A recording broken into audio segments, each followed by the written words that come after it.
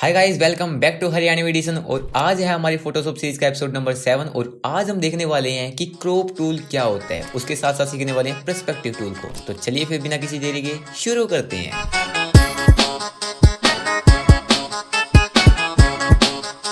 Crop tool को समझने के लिए मैंने यहाँ पे एक इमेज लाकर रखी हुई है। तो क्रॉप टूल कहाँ होता है? हमारा टूल बार में होता है। यहाँ पे आप लोग देख सकते हो। तो ये क्या है? हमारा क्रॉप टूल है। क्रॉप टूल के नाम से ही पता चल रहा है कि क्रॉप टूल क्या काम करता है, इमेज को क्रॉप करता है। तो जैसे आप इस क्रॉप टूल के ऊपर क्लिक करते हो तो ये क्या करता है? आपको हैंडल प्रोवाइड करता है ताकि आप इस इमेज को आसानी से क्रॉप कर सको। जैसे मैं इसको नीचे की तरफ ड्रैग करता हूँ तो ये क्या है? इमेज क्रॉप होना स्टार्ट हो जाती है। मैं चाहता हूँ कि इसकी हाइट इतनी हो और इसकी विड्थ जो है वो इतनी हो। अगर आप इसको लेफ्ट राइट करना चाहते हो तो जैसे आप बीच में क्लिक करोगे इस इमेज के ऊपर तो आप इसको लेफ्ट राइट कर सकते हो। और जैसे आप इंटर प्रेस करते हो तो ये क्या है कि क्रॉप हो जाती है। अगर इसकी प्रॉपर्टी बारे में बात करें तो आपको यहाँ पे काफी सारे ऑप्शन दिए गए हैं। तो सबसे पहले हम देख लेते हैं यहाँ पे रेशियो को। तो यहाँ पे काफी सारे रेशियो दिए गए हैं जो कि प्रीसेट है, आपको बने बनाए दिए गए हैं। मैं चाहता हूँ कि स्क्वायर में ही क्रॉप हो तो 1/1 का स्क्वायर दिया गया है। और जैसे आप इसके ऊपर क्लिक करते हो तो ये आपको 1/1 का स्क्वायर आ जाता है। अब आप चाहते हो कि ये इमेज इतनी हो और जैसे इंटर प्रेस करते हो तो आपकी क्या है? इमेज क्रॉप हो जाती है। तो क्या ये स्क्वायर में क्रॉप हो चुकी है। अगर आप खुद कस्टम करना चाहते हो तो आप यहाँ पे लिख सकते हो, यानी कि मैं चाहता हूँ कि 2/1 की हो तो 2 लिखता हूँ और 1 लिखता हूँ, ये क्रॉप हो जाएगी।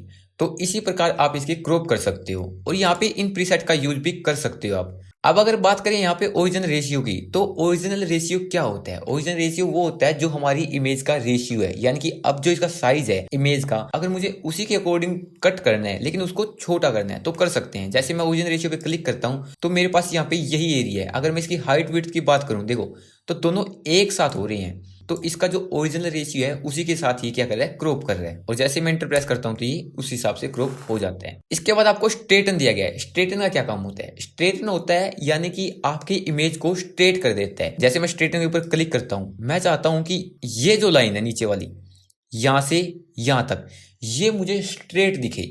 तो जैसे मैं क्लिक करके ड्रैग करता हूं राइट की तरफ और छोड़ता हूं इसको, तो अब ये इसको स्ट्रेट कर देता है। यानी कि अब आप देखो तो ये लेफ्ट टू राइट क्या कर रहा है? स्ट्रेट कर रहा है इसको। और जैसे मैं इंटर प्रेस करता हूं, जो फॉर्मेट मैंने इसको दिया था उस फॉर्मेट में इसने इसको स्ट्रेट कर दिया है। इसके बाद आपके पास दिया गया ओवरले के लिए ग्रिड दिए गए हैं, यानी कि आप जब क्रॉप कर रहे हो किसी चीज को तो आप उनके रूल के हिसाब से उनको क्रॉप कर सकते हो। तो ये जितने भी रूल है वो हमारे फोटोग्राफी में यूज होते हैं। तो सबसे पहले आपके पास दिया गया है रूल ऑफ थर्ड। जैसे आप इसके ऊपर क्लिक करते हो और अब आप कोई सिलेक्शन बनाते हो, जैसे यहाँ पे क्रॉप के लिए, तो अब क्या कर रहा है? आपको ये ग्रिड बना के दे रहा है, यानी कि आपका जो ऑब्जेक्ट है वो इन पॉइंट्स पे होना बहुत जरूरी होती है। जब हम कोई फोटोग्राफी कर रहे हैं तब हमें बहुत अच्छा रिजल्ट मिलता है। लेकिन अभी भी ये इमेज बहुत अच्छी लग रही है। जैसे ग्रिड पे क्लिक करता हूं तो ये मुझे बहुत सारी ग्रिड दे देता है।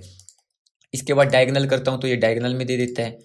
डायगोनल हो गया, गोल्डन रेशियो हो गया और गोल्डन स्पैरो हो गया। तो आप यहाँ पे ये कर सकते हो। मैं रूल ऑफ थर्ड ही रखता हूँ हमेशा यहाँ पे। इसके बाद दिया गया है डिलीट क्रॉप पिक्सल। इसका बहुत अमेजिंग काम है। यानी कि जैसे अब मैं इमेज क्रॉप कर रहा हूँ, मैं चाहता हूँ कि मुझे इमेज इतनी चाहिए और इसकी हाइट इतनी चाहिए। अब मैं एंटर प्रेस करता हूं तो अब क्या है कि अब मेरा जो वो एरिया था जो मैंने क्रॉप किया है वो अभी भी यहाँ पे विजुअल हो रहा है। अगर आप ध्यान से देखो तो यहाँ पे विजुअल हो रहा है। मैं चाहता हूं कि यहाँ पे ये एरिया विजुअल ना हो और ये सीधा क्रॉप हो जाए। तो क्या करना आपको? यहाँ पे डिलीट क्रॉप पिक्सल पे क्लिक करना है और एंटर प्रेस करना है। तो अब जो एरिया वो आपका डिलीट हो चुका है। अगर मैं आपको अब दोबारा क्रॉप करके दिखाऊं इसको यहाँ से, तो अब देखो इसके जो बाहर का एरिया वो क्रॉप्ड हो चुका है। इसके बाद आपके पास ऑप्शन दिया गया है कंटेंट अवेयर का। कंटेंट अवेयर का काम होता है यानी कि आपकी जो इमेज है अगर उसको बड़ा करना चाहते हो थोड़ा, तो आप उसको बड़ा कर सकते हो।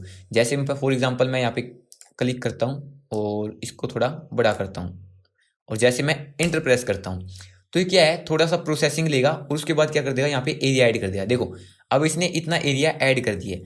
पहले जो इमेज थी मेरी वो ये थी, अब जो इमेज है मेरी अब ये हो चुकी है, यानी कि इसने एरिया को ऐड कर दिया है। मैं चाहता हूँ कि थोड़ा राइट की साइड ऐड करें और जैसे मैं थोड़ा राइट की साइड ड्रैग करता हूँ और इंटर प्रेस करता हूँ तब थोड़ा प्रोसेसिंग लेगा, उसके बाद फिर इसने बना दिया है। और अब मैं चाहता हूँ कि इसके नीचे का एरिया भी ऐड करे थोड़ा। तो जैसे मैं नीचे की तरफ ड्रैग करता हूँ और इंटर प्रेस करता हूँ तो अब क्या करेगा? ये नीचे की तरफ भी एरिया को ऐड कर देगा। लेकिन कुछ हद तक ये ठीक करता है, लेकिन कई बार क्या करता है कि उन चीज़ों को रिपीट करने लगता है। तो अगर मैं आपको दिखाऊं तो यहाँ पे इसने इस एरिया को रिपीट किया है, यहाँ पे इस एरिया को रिपीट किया है, ये रिपीट करता चला जाता है। इसके बाद आपके पास यहाँ पे 3 ऑप्शन और दिए गए हैं। तो सबसे पहले दिया गया है ये रीसेट का, यानी कि आपसे कोई क्रॉप है जो आप कर रहे हो वो थोड़ा ज़्यादा गलत हो गया है, आप उसे रीसेट कर सकते हो यहाँ से।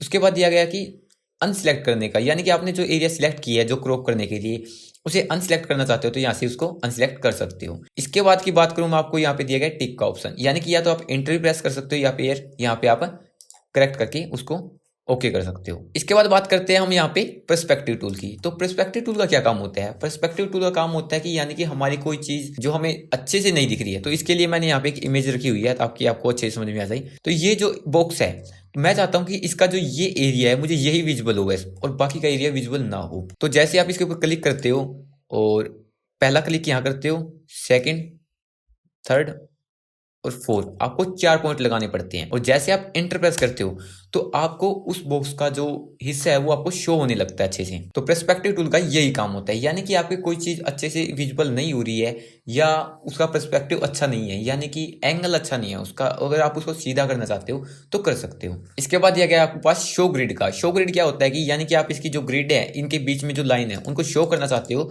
या नहीं करना चाहते हो। तो ये था हमारा पर्सपेक्टिव टूल और क्रॉप टूल। तो आई होप आप लोगों को इसके डाउट भी सारे क्लियर हो गए होंगे। अगर आपने अभी तक चैनल को सब्सक्राइब नहीं किया तो प्लीज सब्सक्राइब कर लेना। मिलते हैं नेक्स्ट एपिसोड में, तब तक के लिए बाय बाय।